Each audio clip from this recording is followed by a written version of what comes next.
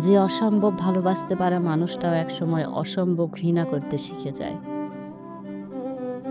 আজ আপনার সামান্য কথার আঘাতে কেঁদে ফেলা মানুষটা একসময় আপনাকে হারিয়েও আর কাঁদবে না।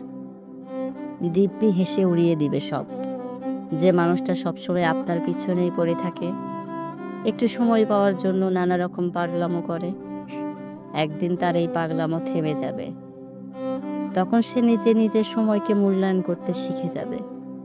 আপনার পিছনে পড়ে থেকে অযথা সময় নষ্ট করবে না। আজ খুব সহজে পেয়ে গেছেন বলে যাকে ইচ্ছে মতো অপমান অবহেলা করছেন, একদিন সেই মানুষটা আপনার থেকে খুব নিষ্ঠুরভাবে মুখ ফিরিয়ে নেবে। তখন সে নিজেই নিজেকে সম্মান দিতে শিখে যাবে। তখন তার জীবনে আপনার মতো কাউকে প্রয়োজন হবে না। আপনি তখন তার জীবনে একেবারেই মূল্যহীন হয়ে যাবেন।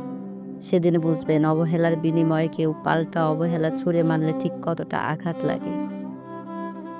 সবকিছুরই বোধহয় একটা সীমা থাকে। সীমা অতিক্রম হয়ে যাওয়ার পর কোনো কিছুই আর আগের মতো থাকে না। সবকিছুই বদলে যায়। সেটা হোক রাগ, অভিমান, ঘৃণা কিংবা তীব্র ভালোবাসা।